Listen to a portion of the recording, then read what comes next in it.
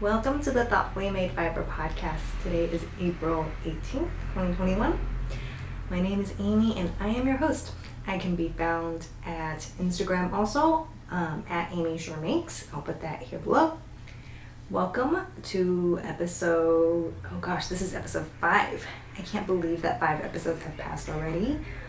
This is a podcast where we come to talk about knitting, spinning, and sewing. And I do all of those crafts in order to try to build a more sustainable and slow-made wardrobe. And today I just thought I would pop in and film a quick video because there's a lot going on in our house right now and it's just like total chaos.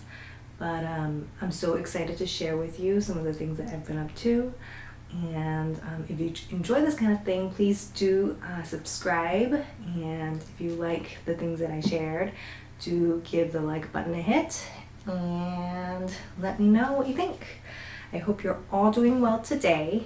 It is now like 85 degrees out here in Southern California. I have friends who are telling me they're expecting snow where they are, and I am frankly wildly jealous. Here in California, it is super hot, and I've started the process. I think I talked about this last time too, but I am in the middle of packing away all my winter things and washing them. So what's the weather like where you are?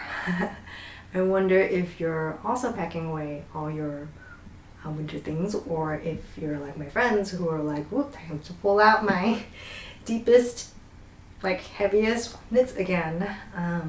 So even though it is spring, I've been working on so much knitting. Usually when the temperature gets above 80 degrees or so, I just have like no knitting mojo. But for some reason, I've been on kind of a creative kick recently, so I have quite a few things to show you. So the first thing I want to talk to you all about today is a little bit of personal news. Right now I'm living in California with my partner Roy and our 2 kids, Kaylee and Clara. And we've decided to make a move to St. Louis, Missouri because of the pandemic. The pandemic kind of helped us / forced us to kind of reevaluate our goals as a family, and we decided that we really wanted to move somewhere that had a slightly slower pace of life, and to be closer to Roy's brother and his 2 kids, so that the girls can grow up with their cousins, which is an experience that I didn't have growing up, and I know Roy didn't either because both of our families immigrated. So we never really grew up nearby cousins, so we wanted to give that a try and give our kids a slightly different experience than we did growing up.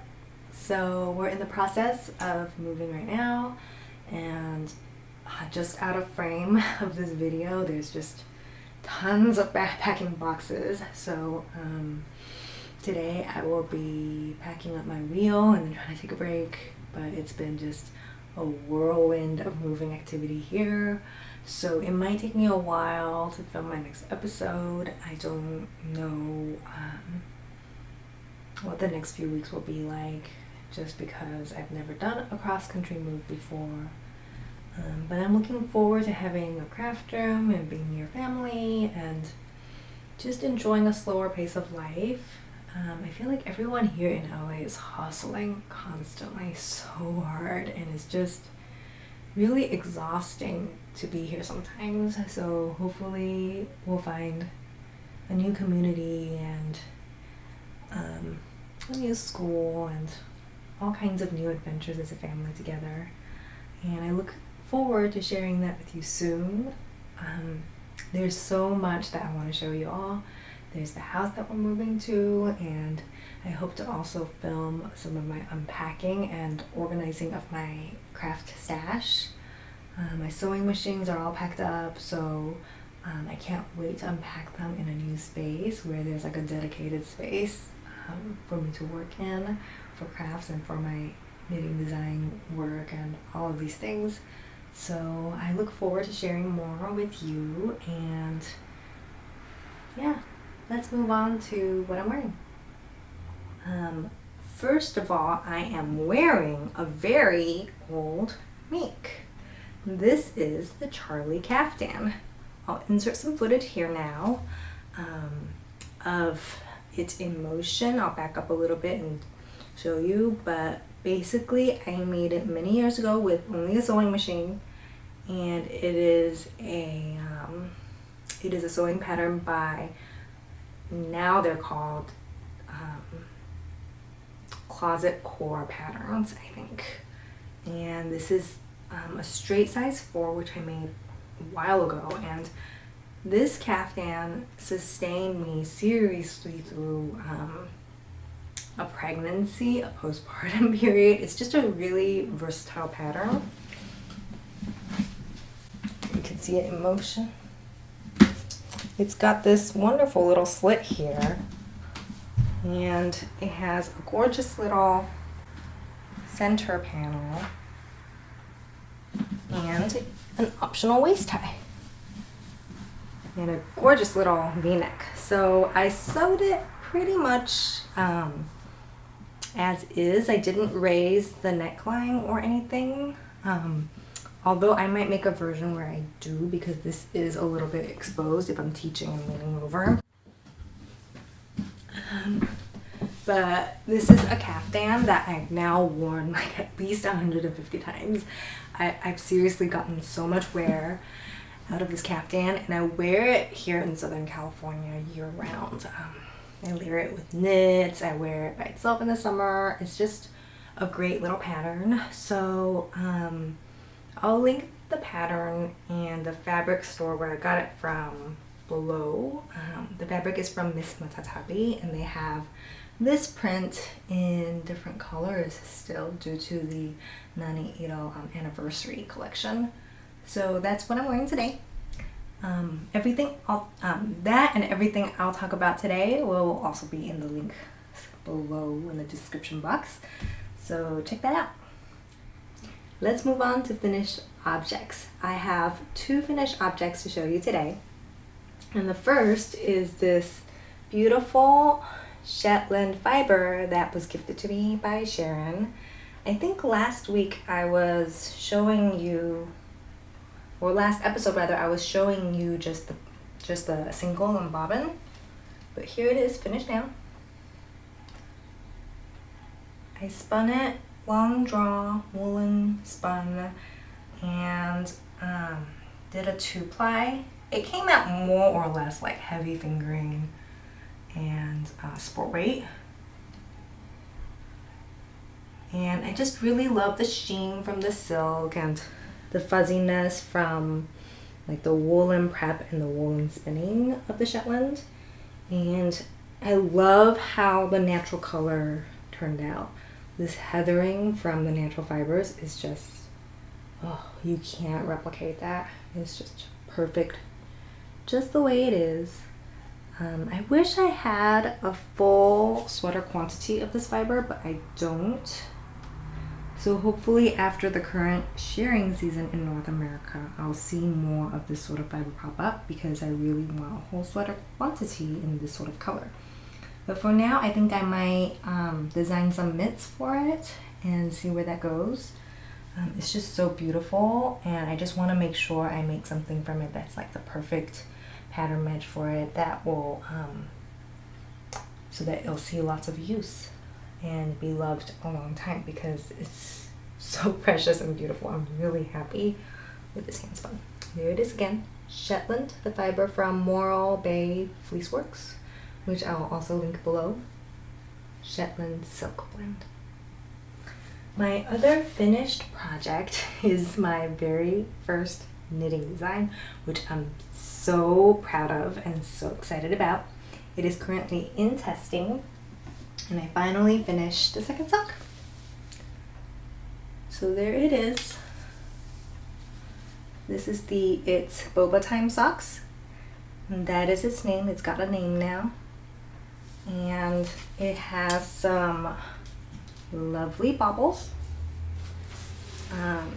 When I started out, I didn't want it to be super literal, but it kind of did turn out literal. It looks just like a glass of Thai iced tea with boba, and this was made from 626 yarns, which I've talked about before. She dyed up this gorgeous gradient colorway with 5 minis, and then the boba color is a contrast mini. So that is a 6 mini set. They're still available for pre-order on her website, which I'll link below. So if you want to knit these socks, you can order the yarn now, and when the sock pattern comes out in a few weeks, you'll be ready to knit. So when I created this pattern, I envisioned that you can use really any gradient or fade here, or even use scraps and get a really cute sock. Some of the testers are using different colors to achieve all kinds of boba flavors. So I think we've got some taro, and then we have kind of like a fruity, punchy sunset color drink with like a beautiful gradient. One of my pattern testers is also my sample knitter. My friend Phoebe is knitting up a like a budget yarn option from Knit Picks Stroll, which I hope to show off in a future episode. But that one, she's doing it in like a strawberry milk tea color with white boba. So I can't wait to share all the testers with you. I want to knit at least like a taro flavored pair and maybe a strawberry pair for myself. Since I'm a new designer, I think I'm gonna keep the samples and not wear them, so in case I decide to come back and photograph them later. So I think I'm gonna make another pair for myself using this gray yarn here. This is by Woolberry Fiber Co. in the colorway Minas Tirith from their Lord of the Rings collection. So I still need to decide on a contrast color, but I think like a less literal version of it is going to be really cute. So that's what I have planned. So that is the It's Boba Time socks. Once the pattern is released, I'll come back and put the details below, but for now you can see the progress of my testers and the test knitting process on my Instagram. And these will be out probably the second week of May, so look out for that. Let's move on to some works in progress. So last week I received my first order of yarn by Big Little Yarn Co. She's also here on YouTube as Cozy Cardigans, but I ordered from her Sakura collection, inspired by the floral season in Japan. These are her sock base. There is a bird that's like really aggressive outside. This one is wisteria, and this one is, I think, azalea. And they're just the most beautiful and subtly speckled colors. And as you can see, it's balled up because I immediately cast on a design of my own. I was so inspired by these, I just jumped right in. And here it is, the first sock. This is the Wisteria Bloom sock, and it features a textured lace panel in a contrasting color. This is in the colorway Azalea, and some contrast toes, and a stockinette flat heel with a little garter detail. I learned this garter trick from the Gentle Knitter podcast, and I'm really enjoying it because it gives just like a little textured detail to the edge of the sock, or to the edge of the heel rather. And then to contrast with the lace, I have a little bit of a stockinette cuff here with a picot edge. Now I have done something here with like a surprise facing My nail just picked up like a bit of the yarn and pulled it out. Oops. So there's a little contrast facing that is ribbing, so it keeps the ribbing nice and tight. And then I love the way it sits on my foot because it has this lace panel that opens up a little bit on my calf, and then it has a stretchy rib section that cinches around the ankle area and continues down the foot. I'm so happy with the way that this pattern has turned out, and this will be out in early June.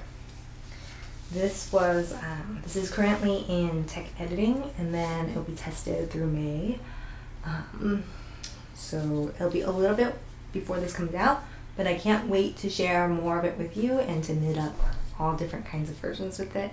And again, this is in Big Little Yarn Co. I'll link her information on both her podcast, which is an awesome podcast, and also the yarn below. Alright, my next work in progress is one that's been on hold for quite a while now. It is the Galloway Cardigan by Jared Flood. So I shared this in my very first episode, and then I put it on pause forever to knit the Earth and Air sweater, which I was doing for Fancy Tiger Crafts, and that's done now, and I'll be wearing it next time I see you. But for now, here is a recap of the progress on the Galloway cardigan. Last time I talked about it, like 4 episodes ago, I had both sleeves done, so that's what it looks like. And I'll list all the colorways below, but I wanted a blue cardigan, and I modified the pattern to have less of a front wrap, so it's just like a standard v-neck cardigan, hopefully. And it's a little tricky because this is only my second ever steek, and so in doing the math, I hope I did it right, because I won't actually find out if I did the math correctly and the grading correctly until I steek it. So it's a bit of an adventure. So I've made some serious progress on this. I think the last time I talked about this cardigan, I only had like probably up to here. And now I've made quite a bit of progress. I finished the hem color work here, and I'm working my way through the light stitch. And I just really love this beautiful colorway. This is tartan in Brooklyn, the colorway from Brooklyn Tweed's Shelter line, and it is just incredibly beautiful yarn. I'm really happy with the main color I chose. I remain a little uncertain about the other colors I've chosen, but it seems like I keep gravitating towards these colors because I've used very similar color combinations before in my throwback cardigan, which you can see on my Instagram, and I've also recently purchased more yarn in very similar colors, so I think I'm just gonna keep knitting oranges and blues together for a long time, but hopefully I'll have the body done the next time I talk to you. I'm really trying to focus on this cardigan and get it out of my queue because I bought the yarn for it during their Support Your Local Yarn Shop sale all the way back in the spring last year, and I just never made any progress on it. I purchased it because my local yarn shop was closed, and I wanted to give them a little bit of support while they were closed due to everything that's going on, and I'm just really anxious to get it done. So that is the Galloway cardigan. So we're going to move on to some acquisitions. As I talked about earlier, I purchased yarn from Big Little Yarn Co., and then that immediately turned into a work in progress. So there's that I purchased, and because yesterday was Support Your Local Yarn Shop day, my yarn shop had a sale, so I went and bought a sweater quantity for the first time since the pandemic began, because I've had so much in my stash. I've been kind of diligently knitting down my stash, but I wanted to support my yarn shop during this time on the first local yarn store day since they reopened. So I purchased 2 sweater quantities of Genma by Daruma.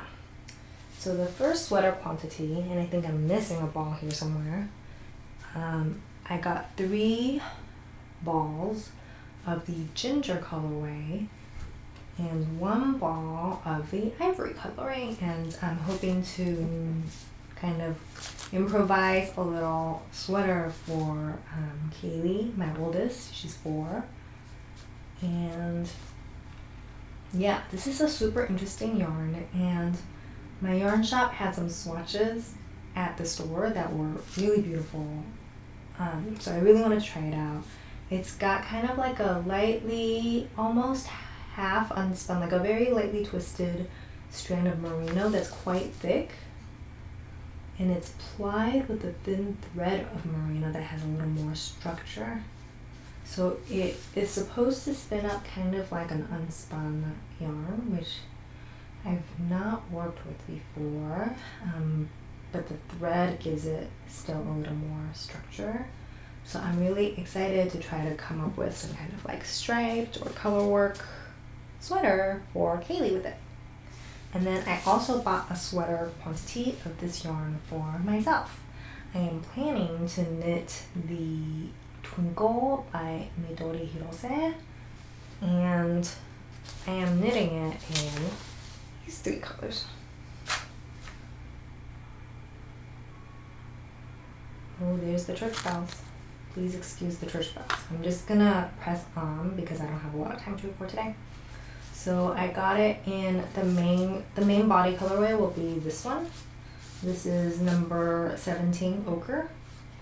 It's this really beautiful warm brown, and I really want more color work in my life, so I wanted something that had like a little bit of warmth to it since I'm knitting kind of like a blue color right now. And then my first contrast color is going to be this one, number 7, blue. And then for the lightest contrast, the zigzag bits and the little dots, I'm going to use almond, which is number 2. It is really soft and really beautiful, and it's important to me that I use and feature and design with both yarns from small businesses and also yarns that are affordable. So while I work with like incredible dyers who make yarns such as the Thai iced tea gradient set and the Sakura collection from Big Little Yarn Co. And they're beautiful artisanally made hand dyed stuff, and I love working with yarns like this, but I also want to be sure that that I am also providing some budget options, and I think this is a really great budget option. So hopefully the next time I see you, I'll have a swatch, we'll have started on it. I don't know if I want to have 2 color work sweaters going on at once, so we'll see where that goes. So that is my most recent acquisition. So that is all I have for you today.